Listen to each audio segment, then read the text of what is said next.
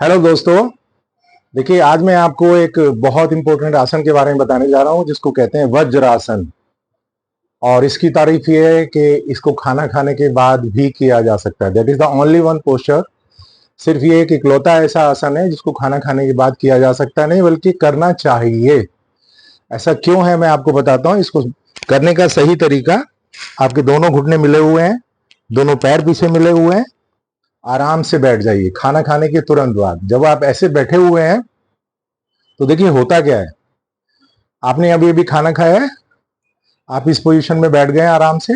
Okay, तो शरीर में आपको पता है ब्लड फ्लो पूरे शरीर में होता रहता है।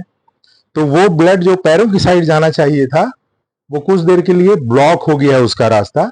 हमने यहाँ पे यू टर्न लगा दिया है। तो ब्लॉक होने की वजह से वो एक अच्छी खासी मात्रा में, क्वांटिटी में ब्लड जो है वो हमारे एब्डोमेन के लोअर पार्ट में स्टे करता है, रुक जाता है। ऐसा रुकने से हमारा डाइजेस्टिव सिस्टम जो है वो फास्ट हो जाता है कंपैरेटिवली। यानी यूजुअली जैसे वो सामान्य तौर पर जितनी काम करता है उससे ज्यादा तेजी से काम करना शुरू कर देता है। और इसलिए कहते हैं इससे खाना जल्दी हजम होता है।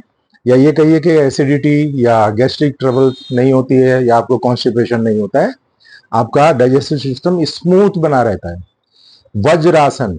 दूसरा, हमारे जो बॉटम पे दो पॉइंट होते हैं, दो नाड़ियां होती हैं, उनको वज्र कहते हैं।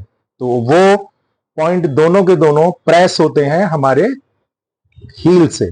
ओके, इस पोजीशन में घंटों बैठे रह सकते हैं, बड़े आराम से बैठे रह सकते हैं। बैठने के साथ आप स्टडी कर सकते हैं, कुछ चीज पढ़ सकते हैं, आप टीवी देख सकते हैं, न्यूज़पेपर पढ़ सकते हैं।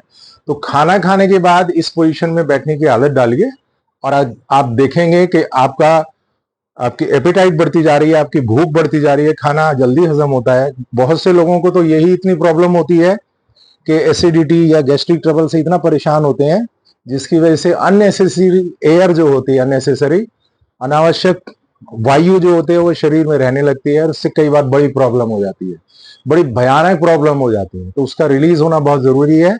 और सबसे अच्छा तो यह है कि वो बने ही ना तो ज्यादा अच्छा है, स्टे ही ना करे शरीर में तो ज्यादा अच्छा है। तो इससे आप फायदा उठाइए। Okay dear, thank you.